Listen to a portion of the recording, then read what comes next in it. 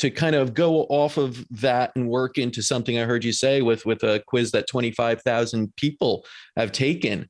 I want to learn a little bit more about these archetypes and give the audience a little bit of a glimpse into what can they expect if they went onto your website, took this quiz. What are the results that women are getting from that? So first of all, everybody's got a quiz. That's pretty common anymore. But mine is a little bit different in the sense that instead of like 5 or 8 questions, it's 36 questions. And each of the questions is weighted based on that's totally me to that's not me at all. And then on the back end of the quiz, I have this algorithm that's weight based on the question. So it's pretty mathematical. I majored in math in college, so I like that kind of stuff. And it's pretty accurate. I've had a lot of women that say, oh yeah, that's totally me. So what happens is if you have the book, there's a QR code on page 14 that will take you right to the quiz. If you want to go to the quiz, it's tassonemd.com/quiz, and you just start taking it. When you're done filling it out, it will send you an email that basically tells you based on how you answered the questions. Now, you could overlap into other archetypes, but it's going to give you the one that you had the highest score in. And it will tell you what your archetype is. And, there's 12 of them. It's got a title like the queen, the nun, the unbalanced heroine, the underdog, things like that. And it'll have a patient story with it, just kind of so you can connect with that story. And then we'll talk about the Shines protocol and things like that. Yeah, no, I look through it myself, and it seems really fascinating. It gives you great insight as well. And I want to backtrack a little bit to some of the things I heard earlier. I mean, you mentioned PCOS, and that's something I get a lot, and just from Instagram and women reaching out to see if, our center deals with it. And there's a lot of young women out there dealing with PCOS, endometriosis, uterine fibroids. Are you seeing this increasing, or is it just detection rate? Why are so many young women having these issues that I don't think we saw, 10, 20 years ago? Well, I think the nutrition side of things and inflammation have probably propagated that a little bit.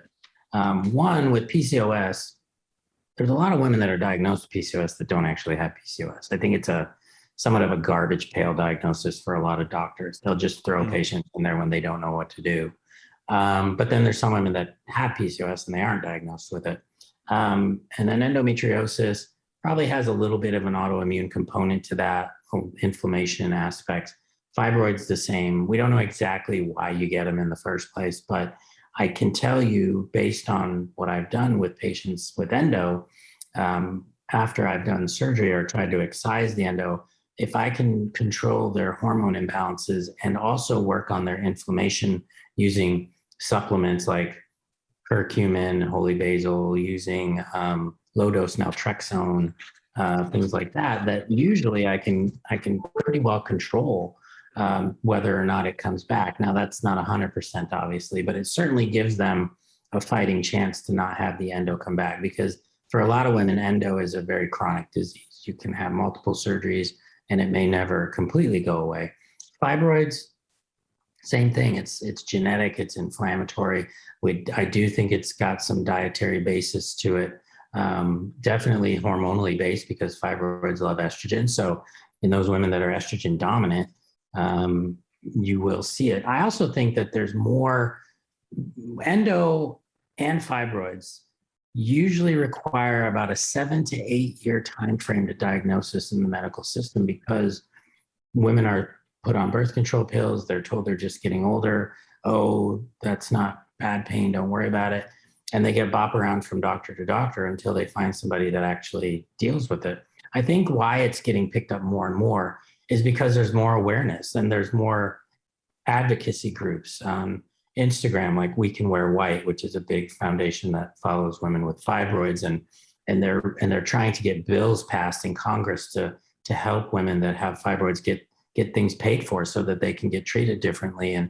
But if you could think of a guy that any disease that we had that takes 7 years to diagnose would be almost criminal. And we also have women in emergency rooms require 18 minutes longer to get pain meds than men. And it's just because we minimalize those. And I think minimalize women. And I think what's starting to happen is women are starting to speak up.